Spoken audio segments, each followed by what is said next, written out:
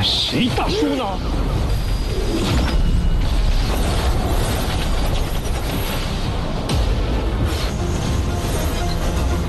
交出麒麟！滚！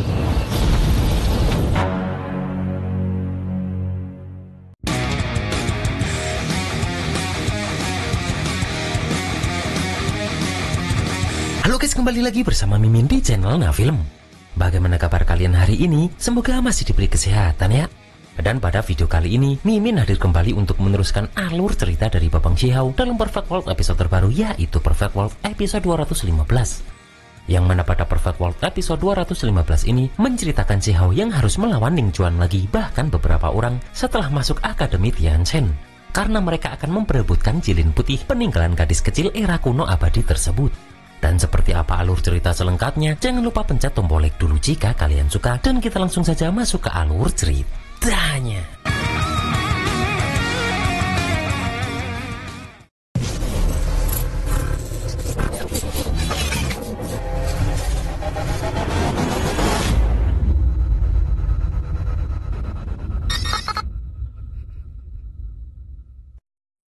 Di sini pun tetua ketika Akademi Tianchen merasakan jika perubahan di wilayah aneh ini lebih cepat dari yang dia perkirakan, yang mana bencana besar akan terjadi, dan dia bertanya-tanya apakah kehancuran abadi kuno akan terulang kembali. Kemudian dia memberitahu kepada semua orang yang berhasil menjadi murid Akademi Tianchen jika suatu hari gerbang kekaisaran jatuh, entah mereka memilih bertahan atau melarikan diri, namun jangan sampai mereka menjadi anjing penjilat musuh dan mengkhianati sesama klan.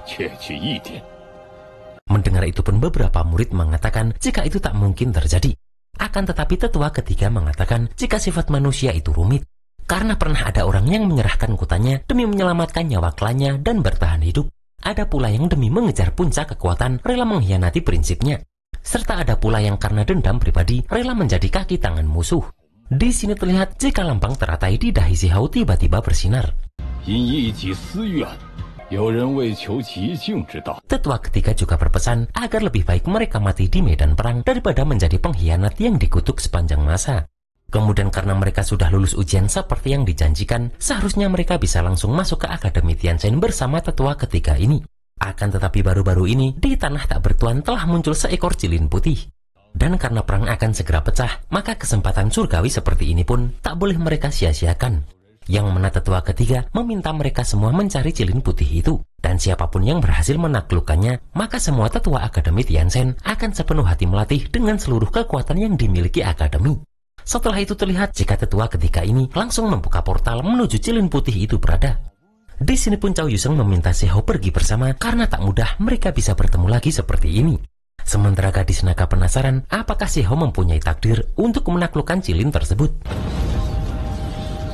Melihat Mono yang lewat begitu saja, Shihao bertanya apakah dia lupa ikatan hidup mati mereka berdua setelah bertemu dengan pria tampan di tempat ini. Dan melihat Pri Yui Chan, Shihao bertanya apakah Xiao Chan Chan ini mau ikut dengan kelompoknya. Di sini terlihat Yui Chan pun pergi begitu saja.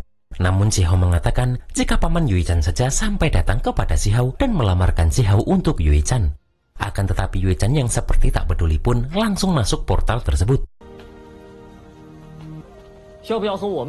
Dan tak lama setelah itu pun, Shihao CS juga memasuki portal itu. Sementara itu terlihat jilin putih itu sedang asyik bermain di lembah yang disegel di dalam lembah Changlan tanah tak bertuan ini. Akan tetapi tak lama setelah itu Ning Chuan bersama dengan Gu Jianyun sampai di tempat ini untuk mengejar jilin tersebut. Tiba-tiba muncul monster besar yang langsung menghantam gunung. Dan melihat itu Ning Chuan sadar jika itu adalah kerangka mayat Supreme. Yang mana Ning Chuan sadar jika tempat ini sangat jahat, dan jika salah langkah sedikit saja, tubuh serta jiwa mereka bisa binasa begitu saja di tempat ini. Di sini Gu Jianyun bertanya apakah respon Ning Chuan terhadap jilin ini memang benar. Dan di sini Ning Chuan menceritakan jika tanah suci tempat kelahirannya adalah tempat persembunyian jilin putih dalam legenda. Bahkan sejak Ning Chuan dilahirkan, dia sudah dilindungi dengan peta surgawi. Dan yang ada di dahi Ning Chuan tersebut bukan pola naga, melainkan pola jilin. Yang mana menurut Ning Chuan, anak jilin putih itu terhubung dengan Ning Chuan oleh takdir. Mendengar itu Gu Jianyun merasa jika sepertinya kesempatan besar ini memang disiapkan untuk Ning Chuan. Sementara Shihao yang juga sedang ke tempat ini sadar jika jilin itu sejak awal sudah mempunyai tuan.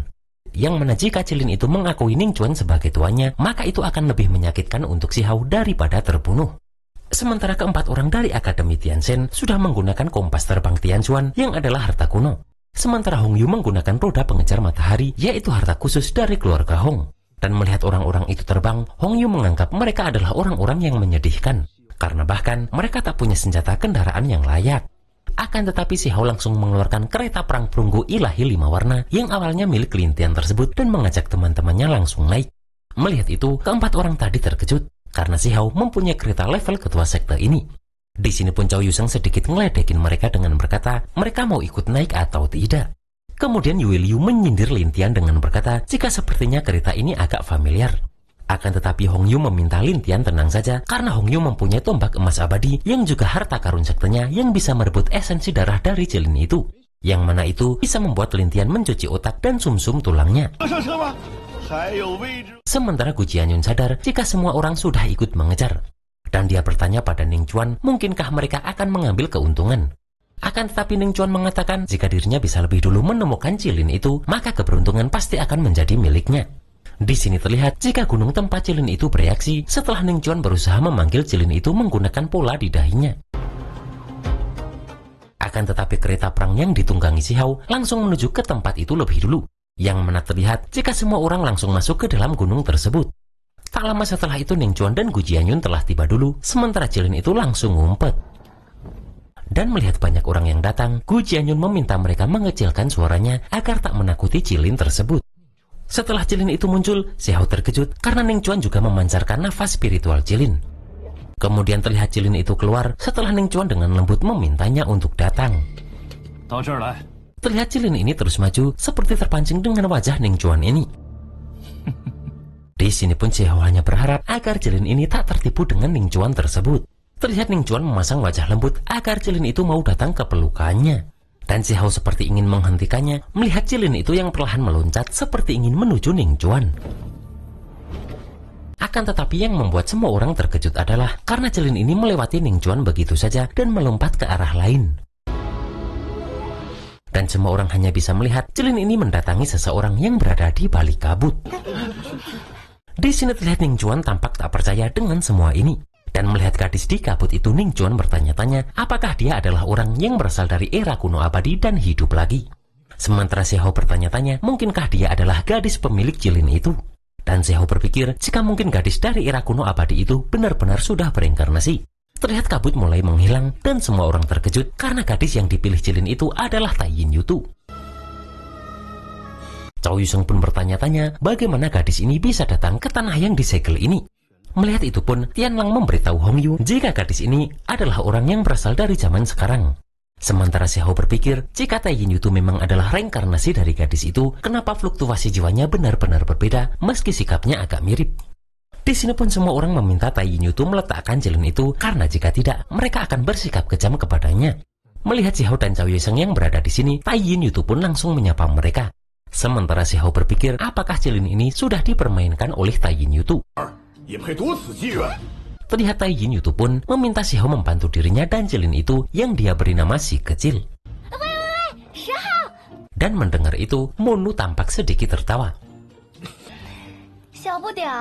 Kemudian Hong Yu mengeluarkan roda pengejar matahari sebelum berubah bentuk dan memberikannya kepada Tianlang untuk membantunya mendapatkan Cilin itu.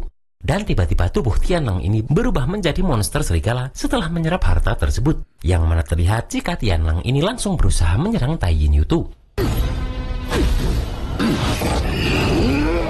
Melihat itu Tai Yin Yutu yang ketakutan meminta agar paman si Hao ini menolongnya. Dan sambil berusaha menahan Tianlang, si Hao bertanya siapa yang dia sebut dengan paman. Akan tetapi dari arah lain muncul serangan tulang lengan ke arah Tianlang ini. Yang mana ternyata itu berasal dari Ning Chuan. Terlihat Tianlang langsung mengeluarkan kekuatan dari langit melihat Ning Chuan yang sudah berada di mode tempur ini. Dan terlihat jika Ning Chuan menahan serangan itu menggunakan teknik Cilin petirnya. Tak berhenti di situ saja karena Ning Chuan langsung menyerangkan Cilinnya itu ke arah Tianlang tersebut. Dan melihat itu semua orang tidak heran karena serangan Ning Chuan ini terkenal benar-benar kejam. Dan mereka berpikir jika Tai Yin Yutu belum tentu pemilik Cilin yang sebenarnya. Tak lama setelah itu pun terlihat Hong Yu mengambil lagi roda pengejar mataharinya tersebut. Setelah itu sambil mengeluarkan cilinnya, Ning Chuan meminta cilin kecil untuk memperhatikannya. Karena menurut Ning Chuan, mereka sama-sama punya darah keturunan cilin. Akan tetapi Tai Yin Yutu meminta agar cilin ini tak mendengarkan Ning Chuan. Terlihat Si Hao langsung bertindak, melihat Hong Yu yang berusaha menyerang Tai Yin Yutu secara diam-diam. Dan Si Hao menahan serangan tombak Hong Yu tersebut menggunakan kekuatan pohon wilau. Melihat itu Ning Chuan berkata, berani-beraninya mereka merebut peluang keberuntungan milik Ning Chuan. Akan tetapi Si Hao sambil menyerang bertanya, siapa yang bilang jika itu adalah peluang keberuntungan milik Ning Chuan? Terlihat semua orang menahan fluktuasi serangan dari Si Hao ini. Kemudian Si Hao bertanya, apakah mereka masih berani merebutnya paksa, padahal cilin kecil itu sudah memilih tuannya. Melihat itu Hong Yu berkata, jika Akademi Tianchen berdiri di dalam ranah surga tanpa batas, yang mana jika hari ini Si Hao menanam permusuhan, maka Si Hao tak akan lolos. Terlihat Si Hao tak sedikit pun takut dengan ancaman tersebut, yang mana setelah itu terpecah menjadi dua kubu, yaitu kubu di pihak Si Hao dan satunya lagi di pihak Ning Chuan dan Hong Yu. Sementara Yue Chan, Monu, dan Xixian tetap netral dan tak memilih siapapun. Setelah itu pun, terlihat Hong Yu kembali mengeluarkan tombak emas abadinya dan membuat itu menjadi banyak kemudian menyerang Si Hao. Akan tetapi terlihat jika Si Hao dengan mudah menahan serangan dari Hong Yu tersebut meskipun harus menghindar sebentar. Di sini pun Hong Yu akan memperlihatkan apa itu senjata sejati. Dan terlihat dia menyatukan lagi tombak-tombaknya tersebut dan merubahnya menjadi bentuk avatar yang besar. Yang mana itu adalah boneka 10.000 emas abadi, yaitu tubuh klon ilusi dari tombak emas abadi. Dengan cepat pun Hong Yu langsung menyerangkan itu ke arah Si Hao ini. Akan tetapi dengan satu tangannya, Si Hao langsung menahan serangan itu. Meskipun Si Hao harus menambahkan kekuatan di tangannya untuk bisa mengimbangi avatar besar ini.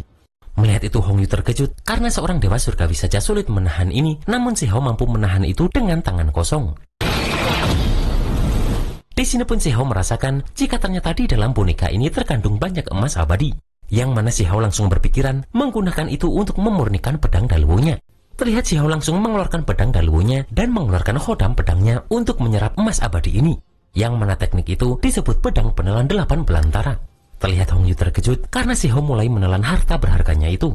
Dan dia langsung berusaha untuk menyerang Si Hao menggunakan tubuh bonekanya yang tersisa. Akan tetapi terlihat Si Hao dengan sangat tenang menahan itu menggunakan kekuatan ranting wilaunya. Dan bahkan di sini seolah-olah muncul formasi pengurung yang dibuat oleh Si Hao ini. Di sini Si Hao merasa Hong Yu pelit sekali karena baru menyerap sedikit saja Hong Yu sudah marah. Kemudian terlihat Hong Yu berusaha menyerang lagi menggunakan sisa tubuh boneka yang tersisa. Akan tetapi Si Hao tetap menyerap itu dan balik menghantam boneka tersebut.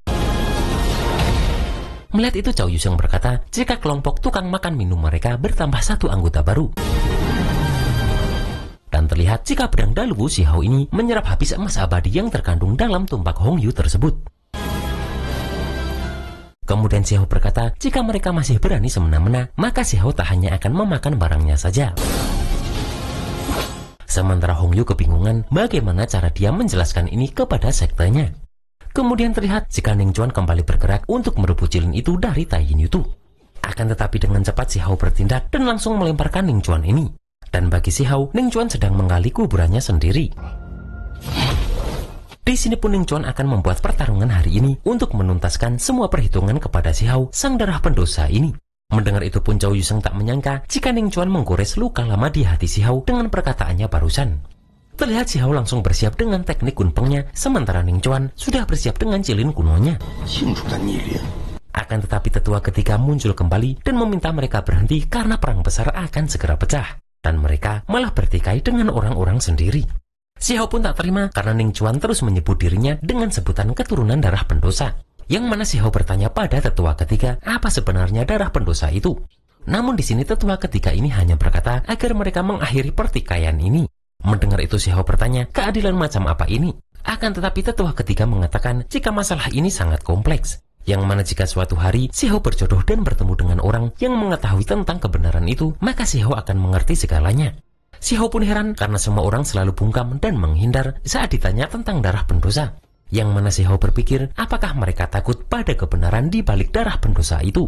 Setelah itu tetua ketiga mengumumkan jika pertarungan memperebutkan cilin putih sudah berakhir. Yang mana sekarang mereka harus siap untuk segera berangkat menuju gerbang kekaisaran. Terlihat mereka pun masuk ke dalam portal itu dan sampai di depan gerbang kekaisaran. dan tetua ketiga mengatakan jika hanya dengan memasuki gerbang kekaisaran dan memahami perjanjian kuno, maka mereka baru akan tahu seberapa besar tanggung jawab yang dipikul para pewaris Akademi Tianzhen. 神书院传人，唯有侵入帝国。 Dan pada Perfect World episode 216, terlihat Xiahou akan bertemu lagi dengan Jing Yi, kemudian akan memasuki gerbang kekaisaran tersebut bersama. Dan terlihat Xiahou akan ditemui sendiri oleh Kaisar Ye Tiandi atau Ye Fan di tempat ini.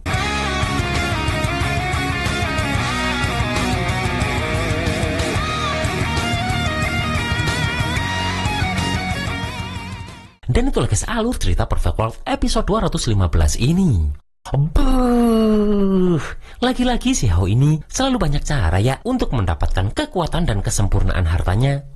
Dan kengerian apa yang terdapat di dalam gerbang kekaisaran itu, kita tunggu saja dalam Perfect World episode 216. Akhir kata, selamat berakhir pekan dan see you next episode.